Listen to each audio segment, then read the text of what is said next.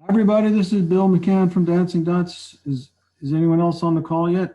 Hi, this is Rob Groman. I'm the advisor of graduate studies at the music department at Rutgers. I think that we're waiting for Jason Curdan. I think he's going to be joining us. Okay. And I also think that Rebecca Saipas, the associate director, will be joining us. Great. Okay. Albert, are you there? I think so. All right. Excellent.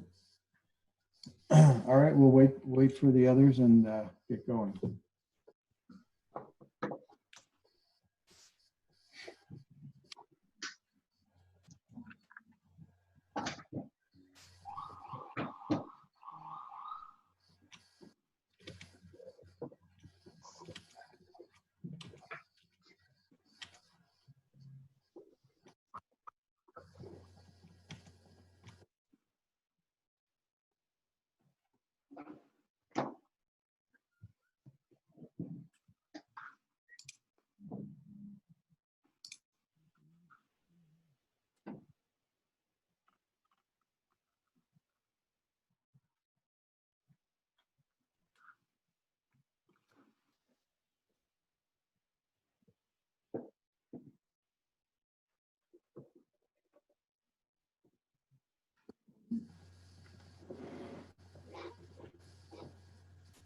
Hi. Hi. Is that Rebecca? It is. Sorry, I'm a bit late. Oh, not at all. This is Bill from Dancing Dots, and Albert from Dancing Dots is here, and Hi. some of your colleagues are here, and I think we're waiting for Jason. I am here as well. Oh, great. Okay. All right. Well, Jason, would you like to kind of open things up here? So we've actually just met with Yurko just now, and we've been having continued meetings about just trying to formulate a really strong team and trying to come up with like a really good process in terms of how we're going to proceed. I mentioned to them that it seems like every school Yurko has been to, the primary software that he's used and the primary software, in terms of the process of creating the successful music is Dancing Dots. Our office is looking to purchase quite a few licenses for our office as well as the music department, to help with the conversion of all this material. And we thought it'd be useful to actually see the software and do a demo of how exactly that process would look like, as well as give everyone an opportunity to ask any questions that they might have. Great. And to that end, I'm going to ask Albert to lead that. Just a little background for everyone. I'm Bill McCann. I founded Dancing Dots years ago. I'm a blind musician, and I founded the company because I wanted music students to have an easier time than I did. I got my degree in music from what's now called University of the Arts in Philadelphia back in 1980. And my high-tech equipment was a cassette recorder and a slate and stylus that I could use to manually make Braille. But Braille music served me well, but the problem was getting scores in a timely way. And so long story short, in the early 90s, I teamed up with Albert Milani, and he took a simple prototype that I wrote for a translator and built it into a product that we call GOODFEEL. So Albert is also a musician, although his main thing is he's an electrical engineer and software guy, but he can demonstrate it as a sighted person who uses the software. There are two main advantages for the software. First of all, for me, a person like me who uses Braille and synthetic speech with a computer, it gives us a way to get access to Braille scores very quickly instead of weeks and months, as when I was the student and handing print scores to wonderful volunteers who would manually crank out a Braille score with a Braille machine. We can do that now in hours or days and sometimes even minutes. So that gets me the information I need more quickly. And that'll be the case for Yerko, the student coming in, who's been a customer of ours from way back through his time at, well, he's been a named user, I should say, anyway, at his time at a school in New York, a music school for visually impaired people. But the second main advantage is for sighted users, because what Albert and I wanted to do is happening. That is that people who are sighted and read print music and can use a computer can actually play the role of that transcriber by creating print scores in the Lime software. And they don't have to necessarily know anything about Braille music or about access technology that I would use to access what we call a talking score feature in our software. So, so I think that that's what Jason and I had in mind, that we could share with you the process of how a sighted person would do this. And even after a couple plus decades with Dancing Dots, Albert knows a bit of Braille music, but doesn't really know Braille music all that well, but it won't stop him from making Braille scores. So that's a little brief introduction. So Albert, do you want to take it from there? Sure. So basically, so we make GOODFEEL. We make the application GOODFEEL, and that basically reads Lime files, which is a music notation editor. Lime is a music notation editor, similar to Finale or Sibelius or MuseScore, if you're familiar with them. It basically is the same kind of product. And basically, if you have your music in Lime and have it clean and in good shape, basically, you should be able to produce Braille easily. So once you get to that point, you know, a Lime document, you can produce Braille. Now, getting your piece into Lime is the challenge, and we have a few different ways of doing it. How many of any of you familiar with Finale or Sibelius? Yes. Very little bit. Hey, the file format, you said Lime. How is that spelled? Lime. Got it. So so basically, it's a music notation editor. You put music. It's made to you know, allow you to print your music. It's a mainstream product, and the idea is to get music in there and share your music. Now, at GOODFEEL, you can share your music with Braille readers as well. Now, back to getting music into Lime. As with Sibelius and Finale and MuseScore, if you're familiar with that, you can enter music directly into Lime, but if you have a significant piece, it's going to be a lot of work. So you could click it in, with the here, I'll show it to you real fast.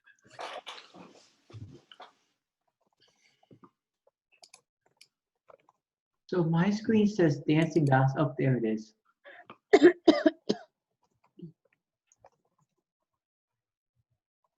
So you were saying your screen says what? I wasn't sharing my screen. I think she was basically saying I wasn't going to say that. Okay. She was going to say I wasn't sharing my screen.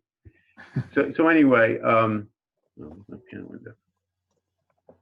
So if I wanted to, I could enter notes by clicking on the piano window here and enter. You see my Lime program, right?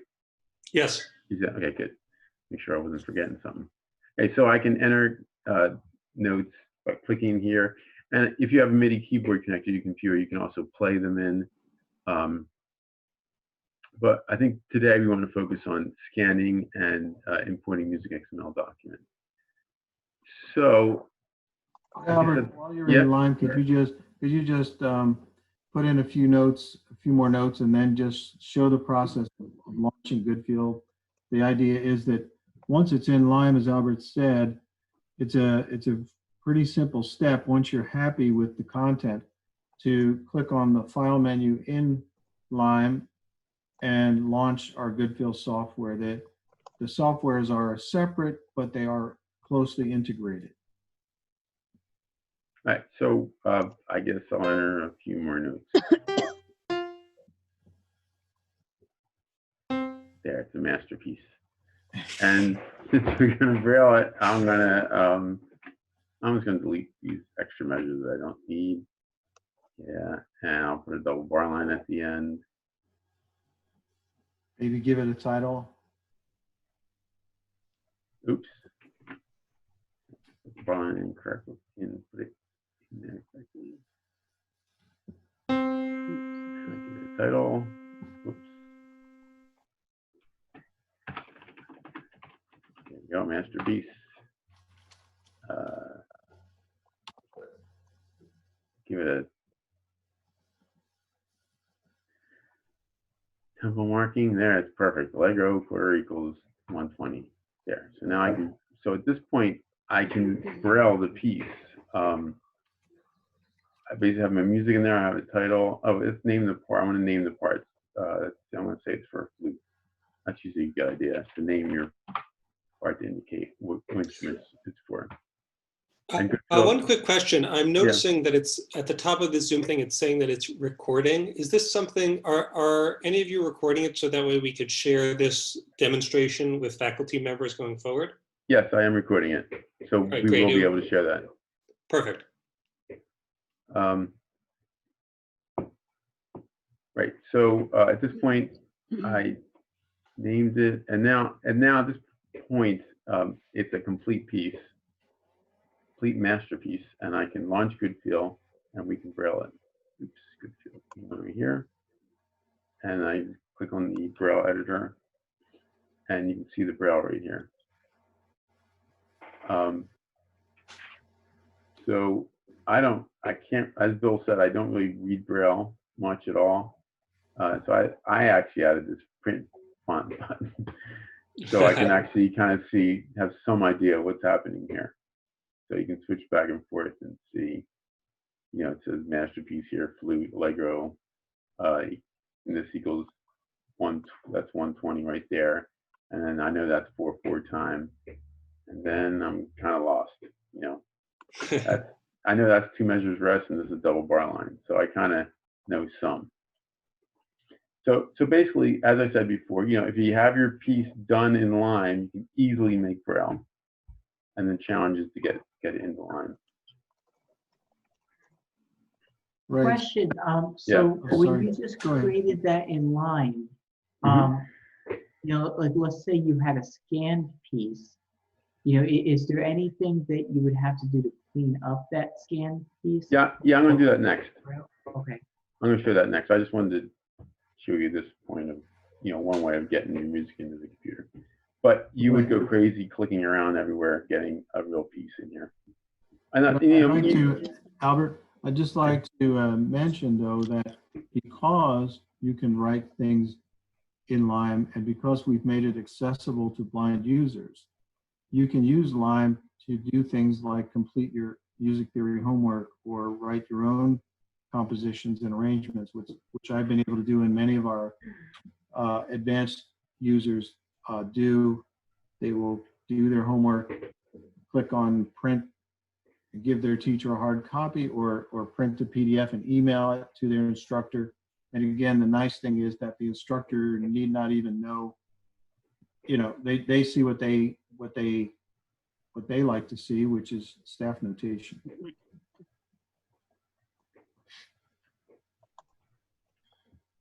Remind me something. Right. Yeah, I was going to say, you could do stuff. You might want to do, if you have to give your student an example. I know this, your student's pretty advanced, but if you wanted to, you could enter a, you know, a scale and say, you know, this is, you know, that's a C scale. You know, you could demonstrate that. You might want to demonstrate something else to your student. I don't know. I can't think of anything right now, but you could do that. You could braille it out and give it to your student. Anyway, so let's get on to scanning unless someone else has a question about this. So I'm going to close this because we don't care about it, and minimize Lime. So this is SharpEye. So SharpEye is a music recognition software. Basically, you can get an image, and it looks at the image and figures out the music in there. Wow. And so this top window here is we call it the music window, and this bottom window is the image window. I don't have a scanner hooked up to this computer. You can scan directly from SharpEye. So if you clicked on this button here, it'd probably give me an error at this point because I don't have a scanner yet. So it gave me an error because I don't have the scanner hooked up. But if it did, it would open up my scanning software and get an image from the scanner. It's generally easy, but even though you can't see it right here, it doesn't really matter that much because it kind of varies. It really varies depending on what scanner you have. So anyway, I'm going to open an image that I had already scanned. Or actually, I think Bill gave me this image. So here, as I said, this bottom window is the image window. And you can see this is a little sloppy. It's not the best copy. And generally, you want to start with the best copy you can get because it's going to make it easier for the scanning software. So I have this image down here. And basically now I'm going to tell SharpEye to read the image. And it's going to put its concept of it in this window up here.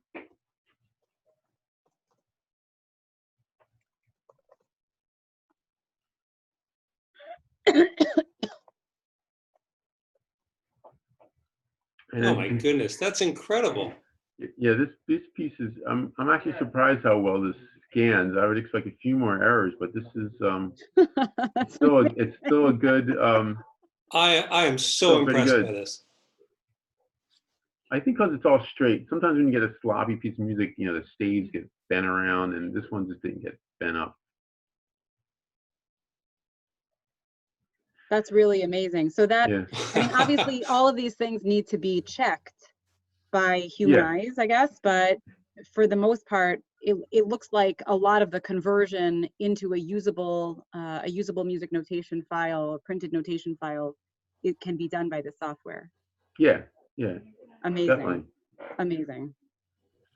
So I have. I mean, this seems to be a tool that would help, you know, sighted musicians to be able to. Yeah, I use this piece if I have a piece of music that I want to you know, transpose or something. I'll suck it in and then bring in the Lime, transpose it, and print it out. That's ridiculous. Wait, so is this proprietary software to Dancing Dots?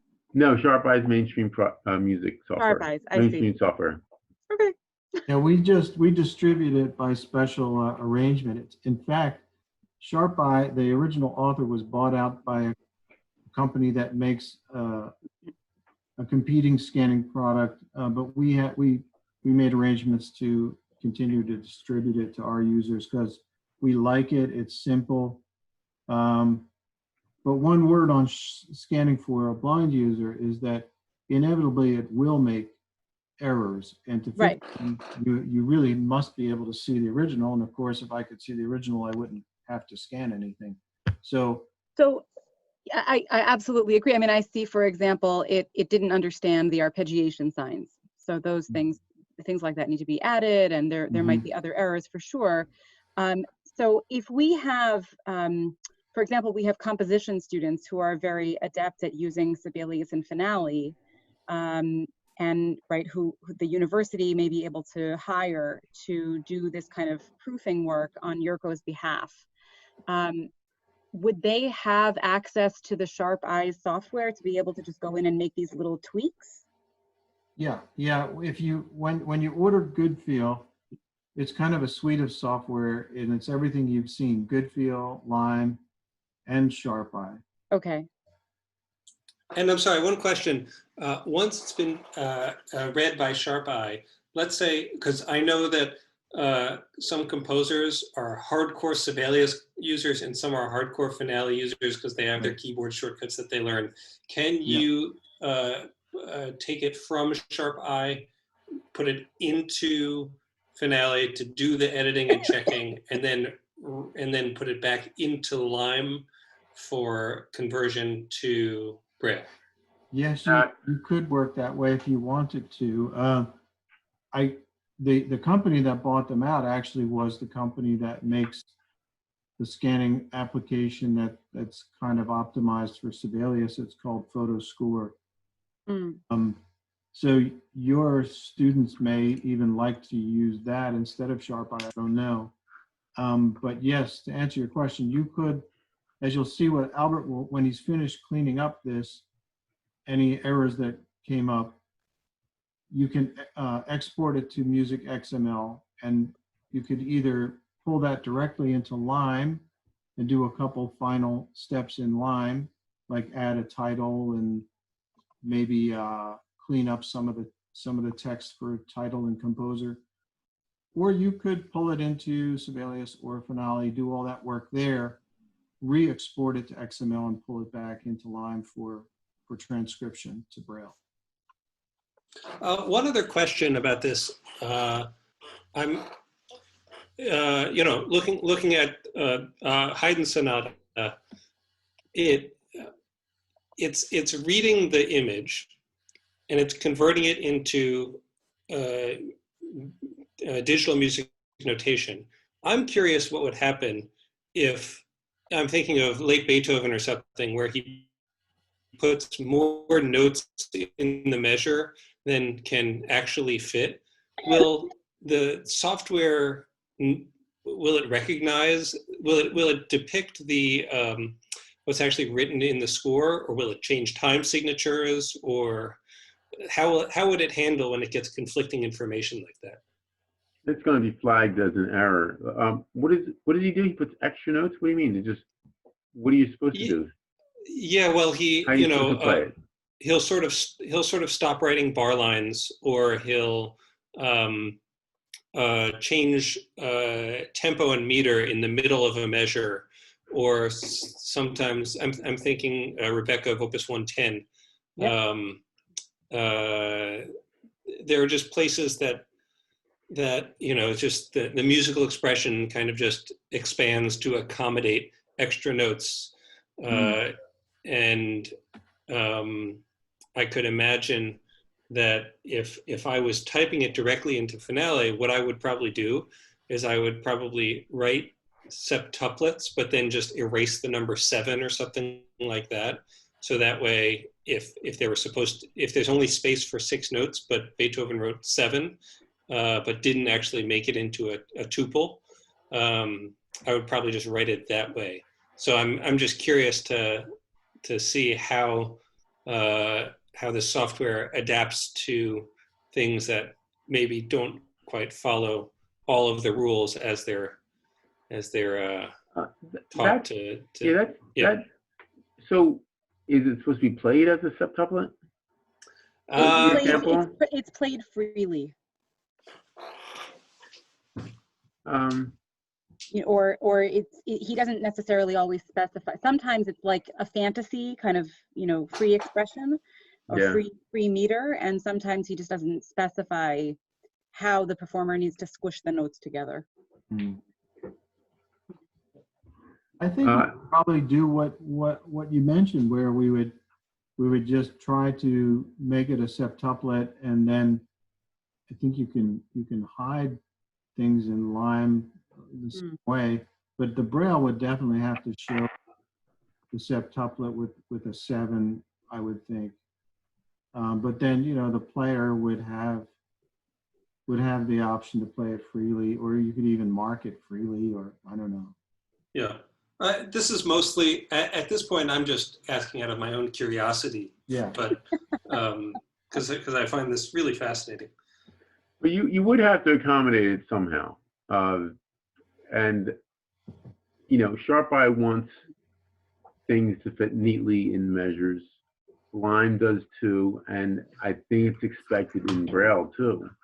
Now, you know, I think if anyone reading it would be a little confused if they didn't know it was kind of free. Right. Yeah. So, and as you can see here in SharpEye, it actually has this blue triangle here, which indicates that this is a rhythm. There's a problem here, like it doesn't add up. And you know, it's also indicated by the gray notes here. So, you know, this measure looks okay. SharpEye's problem with it is that there are two voices and both voices aren't complete. So the way I would fix this is I would just go at a half rest for the down stem voice, and now it's happy. Oh, yeah. And so I consider this, you know, patronizing SharpEye. I don't know. You know, I want it to be, you know, I, you know, want it to understand what's happening, and I think this is the best way of doing it. I could tell SharpEye, you know, don't worry about it, you know, but I don't. I want it to be happy, so I could turn this probably to normal, and it wouldn't complain about that measure. But I really want it to. I want everything to be clear what's happening. So I really almost insist that people use strict there in SharpEye's analysis dialogue. I think I did notice a note. Yeah, so the note is missing here. This A. So just because, you know, it doesn't flag a rhythm warning, it doesn't mean it didn't miss something. So you really do need to review things. It did a good job with the accidentals here, but you probably should quickly review the accidentals. So I'm going to add this A here.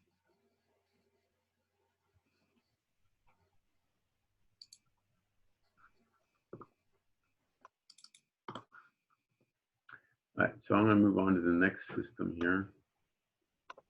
No problems here. Can I send you a file just to sort of test this thing's muscle to see what happens in these situations?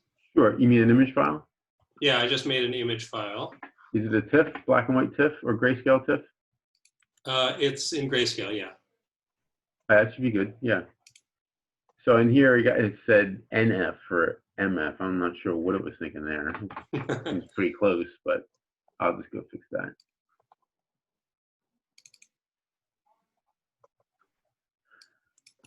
Let's see. So I'm gonna run through here and fix it up real bit. This is another case I think where it wants the second voice to be complete. Yeah. And so I'll just fix this up real fast. So I need a quarter rest here. There's only one beat of this upstem voice. Unfortunately, I'm going to have to sign off in a moment Mm-hmm. because I have a phone call at 1:30. Okay. So let me just say thank you so much for including me in this, and I really look forward to learning more and to working with you. And you can watch a recording of the rest of it too. Super, Right. that's great. Yeah, thank you for being here. Okay. Okay, take care, Yeah. everybody. Bye, Rebecca. I know. Bye. And here's a, I don't know how you say decatuplet. How you say that? Yeah. Does anybody know how to Exactly. say it? Something like that. Decatuplet? Yeah. Anyway, so here I gotta say 10 in the time of 8. And then that makes that one happy. Yeah. That measure happy. And here, just, what happened here? Oh, the flat. Oh, so what happened here? Look at this measure. So it saw the flat thing here. It thought it was an upstem. And it kind of looks like that, you know, but that's funny. It's not connected. I guess it almost is with the bar line there. Anyway, I'm going to delete this upstem note and make this note flat. And it's happy. And we got a problem here. Oh yeah, these. It's missing an E.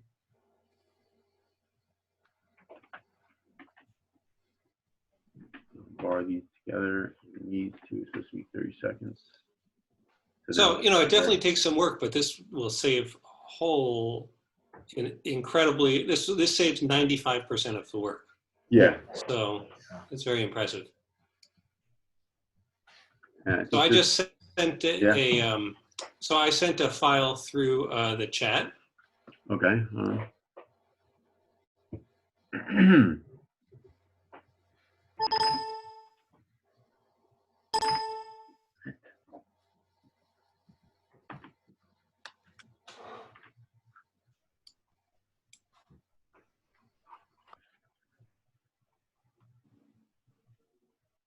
I'll be right back. Okay.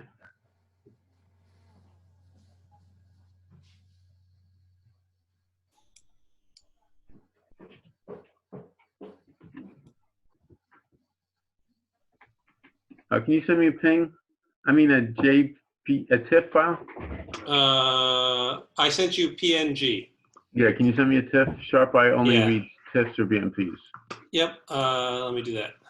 Sorry, I was obsessed with grayscale and black and white. That's no problem. Let's save this. Export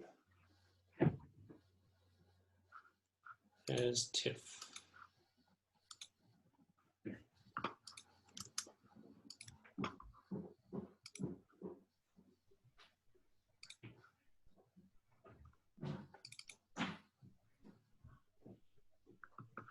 All right, sent. Okay, I'm back.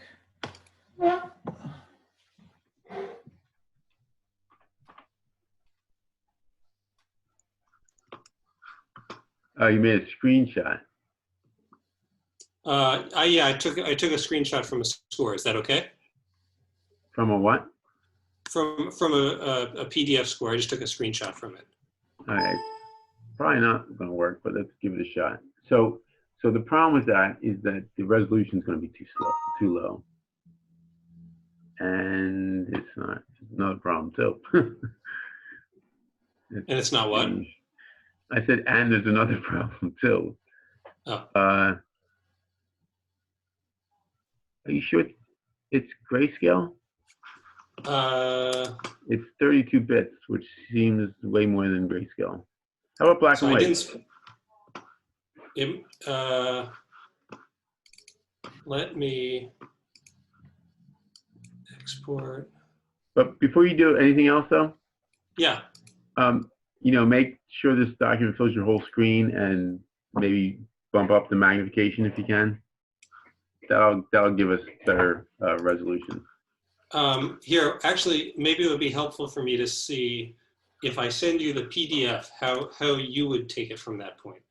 Well, I would use an image printer, which I don't have here, but I have done what you're doing. Send me the PDF. I'll do it.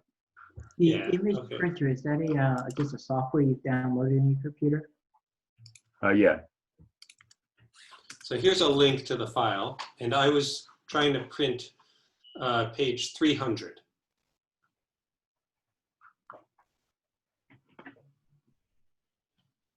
Page 300?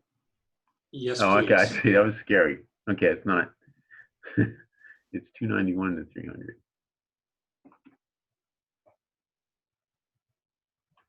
Is there an XML file there of this piece? I'm sorry? Is there one? Yeah. I don't know. I'm sure someone did it, but this is just an example out of my curiosity for what would happen if you took a non-conforming notation. Where is the problem? What measure is it? So if you go to the printed page 300, 300 which you said, yeah. Come on.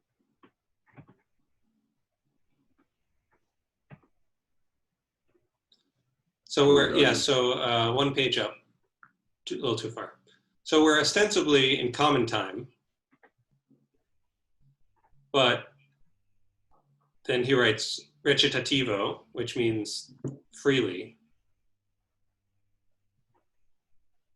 Yeah. And he doesn't change and the bar lines disappear.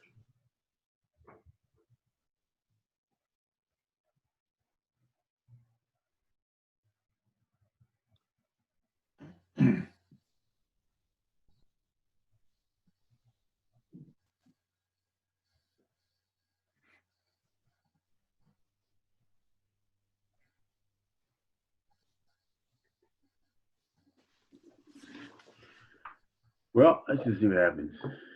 Yeah.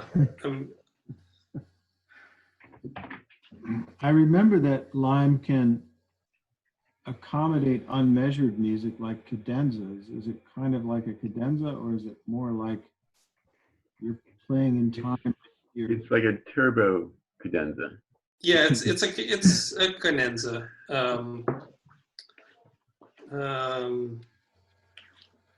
And also, I mean, there are just tons of examples of these kinds of things. In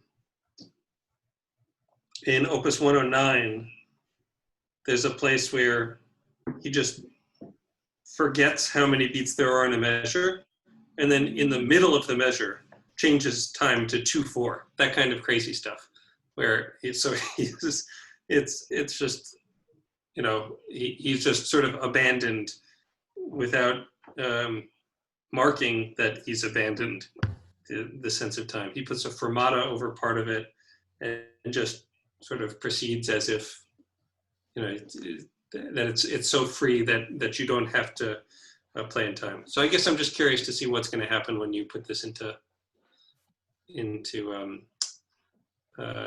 SharpEye. Mm-hmm.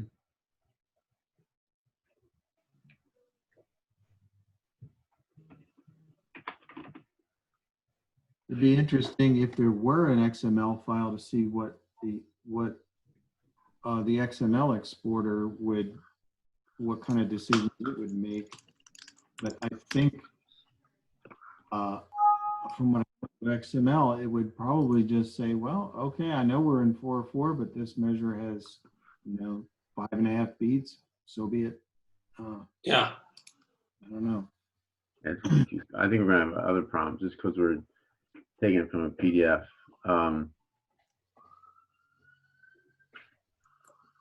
Let's see what happens. Look, even if it gets screwed up, I'm still impressed. So don't feel like you have to pass this. Okay. Yeah. And actually, let's keep playing with this. But I do want to. I walked away for a minute. Did you guys close the loop with that hidden piece and export? Yeah. For the most part, I think they're happy with it. Pull it into Lime. So it kind of did a good job. It looks great. Yeah, It looks fantastic. But I know I'm scared. It did a good job, but I'm still scared because I don't know, what weights. I don't really know what it's thinking about. So this is trivial. This problem here, Right. This problem is trivial too. So I just don't know what to do with this measure. Right.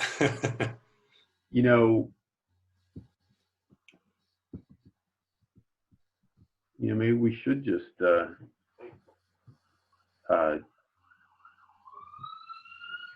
might be some things we can do in SharpEye. Just say,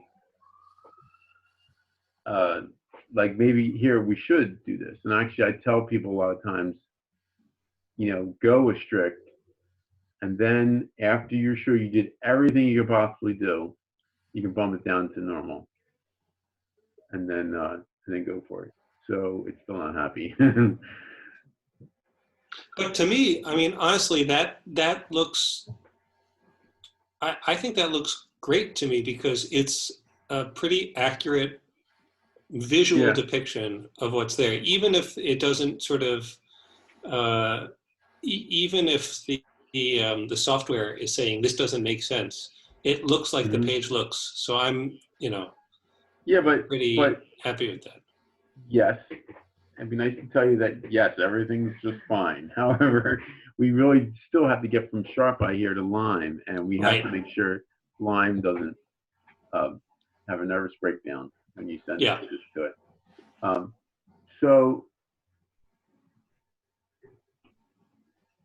all this key signature is wrong. Let's fix that. 5. And I'm curious, can you scroll to the right just to see the next measure? I'm too scared. So this is, so okay, well, whatever. So this, yeah, so it got it. It just, I'm just not sure what's going to happen when we move on to the next step, and if anything's going to explode. But let's try it. See what happens. Yeah, Safety goggles on. Yeah. So I'm gonna get rid of this bar here because it's not really needed. I don't need these here.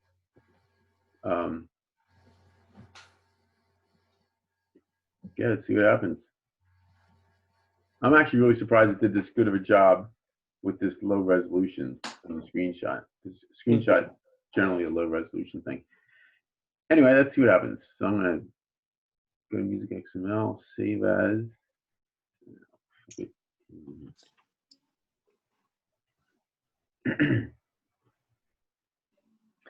And then let's open up Lime.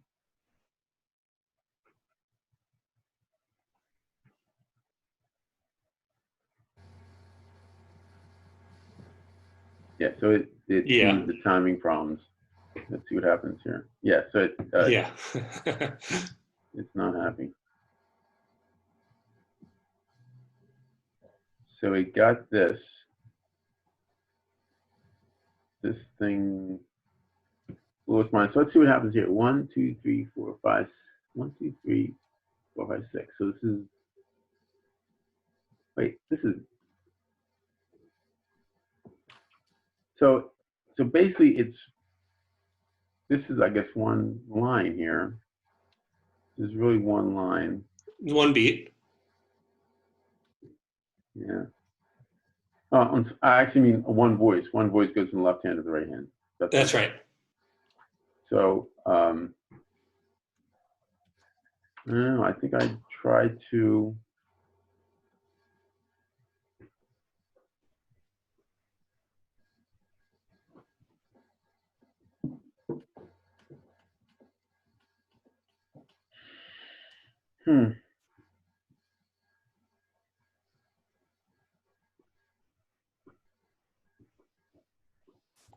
One, 2, 3, 4, 5. These are 5. These are. I mean, what I would do 5 is I would just figure out what the meter should be in that measure. It looks like 1, 2, 3, 4, 5, 6, 7. So it looks like it's in 7/4 technically. So I think if you if you stuck a 7/4 at the beginning of that measure, everything would work.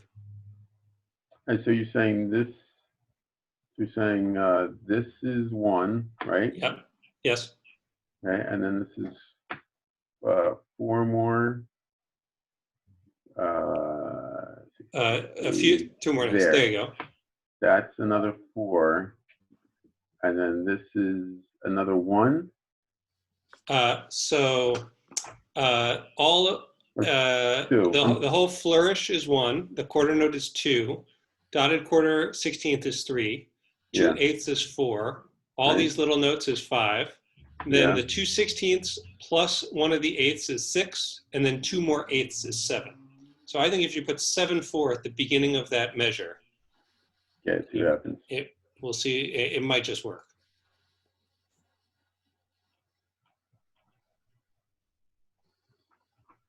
And then if you wanted to, if there's a way to hide that time signature, right? I think, and then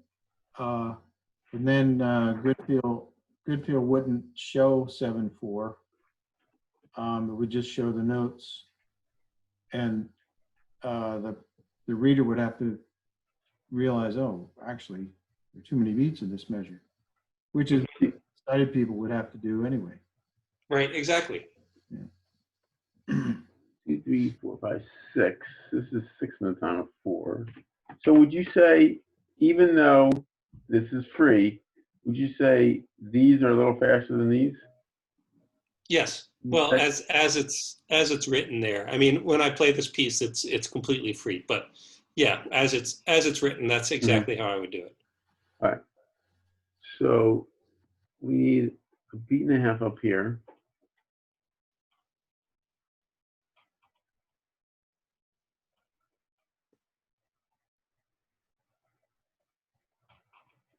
Something's wrong. Blue triangle went away. I'm just kidding. Oh, So here, so should we say 8 here? 8? What do you think? 8? let's see. 4 plus 4. Yes, I don't know if the right hand lines up with that though.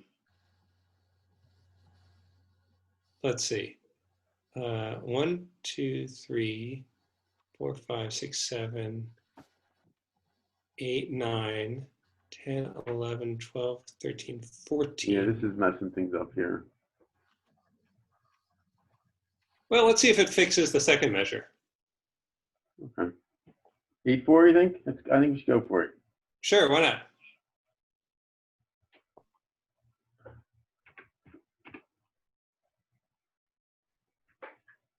Okay, so what do we got here? So if we what do can't- do here? Yeah, if we count sixteenths, you get 3, 4, 5, 6, 7, 8, 9, Oh, okay. 10, 11, 12, 13, 14, 15, 16, 17, 18, 19, 20, 21, 22, 6, 7, 8, 9, 30, 31, 32. Let's I just count put these 30. together. I count 33 16th notes in the measure, which doesn't make sense. Right, so let's smush it in here, which is probably gonna make it really impossible to read.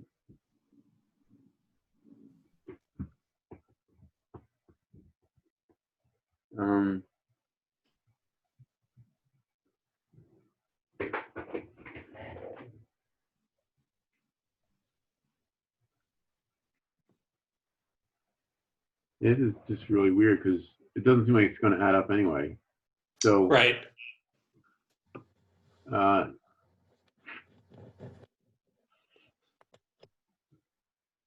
Look, I think that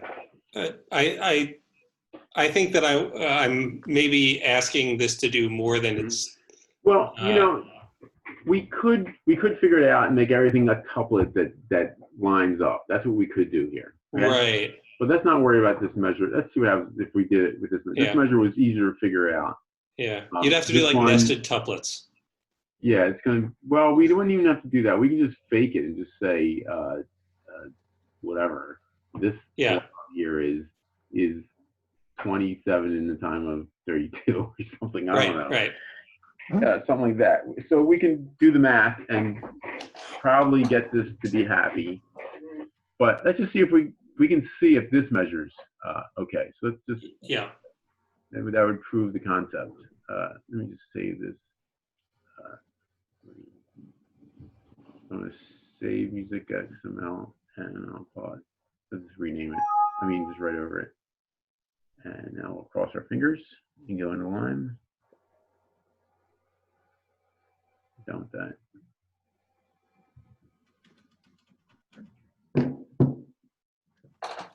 Look at that. So that's fantastic. Pretty good. It's great. Yeah, so we got this one. We got this first measure done. So, you know, we could do this one. You know, you just got to do the math. Yeah. So, yeah, I'm not sure how you would even do it in finale. You know, that might not be a bad idea. Do you think this would be easier to do in finale? Would you know how to do this in finale, or do you have to play the same tricks? I'm not an expert at finale, but I'd be able to figure it out. But look, I feel like as you said, this is a proof of concept, and I think it works fine. Right. All right. So, Maybe, yeah. Albert, we'll finish your thought, but I also would like to just show how much quicker and easier it is if you do have a music XML. That's what my thought was. Yeah. Great. Yeah, so, that would be great to see. So just for fun, let's go back to your link that you sent me.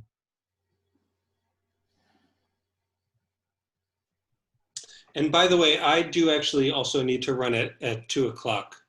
Right. Us too, yeah. Right. Well, I won't do the thing that you sent me a link to get this from IMSLP or whatever it's called. Right. There might be an XML file of this thing there. In which I case, you shouldn't looked, even. I didn't see one, but Okay, that's fine. But Yeah. but you should always look for the XML file first. got it. And if it's there, then don't even bother with anything else. Just go for the import, and that's the best thing you do. Okay, so Bill, do you know where you got that XML file is that you sent me? Sent me an XML file earlier today. I sent a Mozart couple. Sonata in B flat. No, I don't. That was from a customer from a long time ago, but I did send in my email a text file with some links to XML files. Do you have that, or do you want me to send you that again? Yeah, this is one of them. This is one of them. It is? Yeah. Mozart Sonata B flat. I think it was the link in the first one you sent me. No, I sent you the TIFF image of it. I didn't realize I sent you the. Oh no, you sent me. I forget what you sent me. You sent me some document that had a bunch of stuff in it. Yeah, I did. Music XML examples.txt. This is the right. first one in it. So I can see just by opening this up in a text editor that this is from MuseScore. You can see here. So anyway, so let's import this into. So this is a music XML file that came from someone who put it together in MuseScore.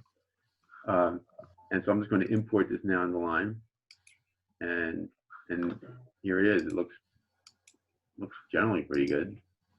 And actually, we can actually say it again. Which one is it? What's it called? Mozart Sonata in B flat. Oh yeah, I think that one came out pretty well.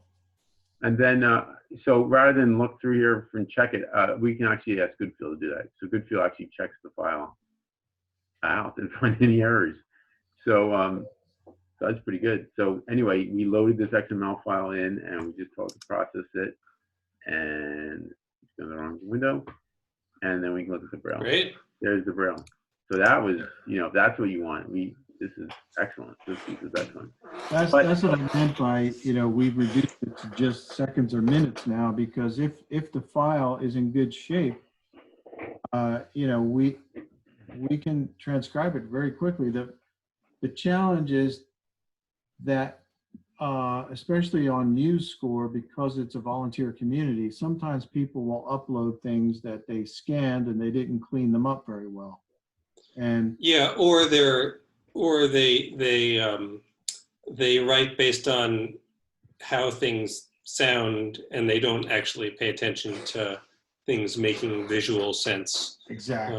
Yeah. So I'm well aware of that problem. Yeah. But this seems to be a really great solution, and I think will go a long way to helping to make Yurko's experience much smoother. Great. Okay. Well, I'm glad you had a chance to look at it. And yeah, thank you. Well, Jason, do you have any comments or questions? No, this was great. Thank you. I did have a question about the Braille paper size.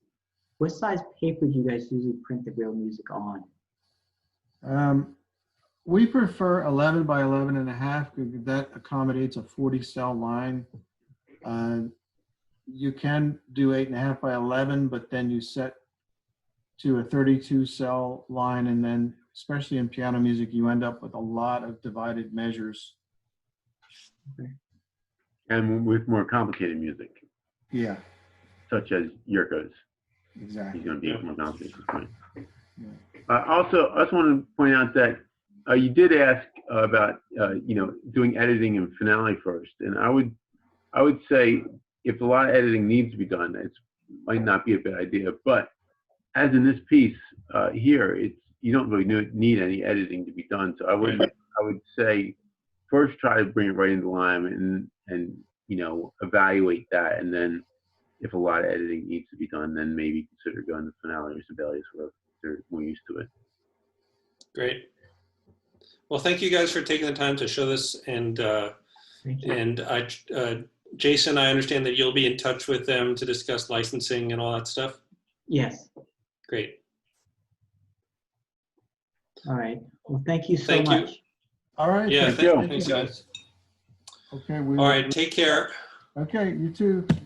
And you'll send me the link to this recording so I can share it with all my other faculty members, and they can watch me gawk in amazement at this service. And cause trouble for us with that. Exactly. Yes. All right, take care. Thanks again. All right, thank You you. too. Thank you. Bye now. Bye.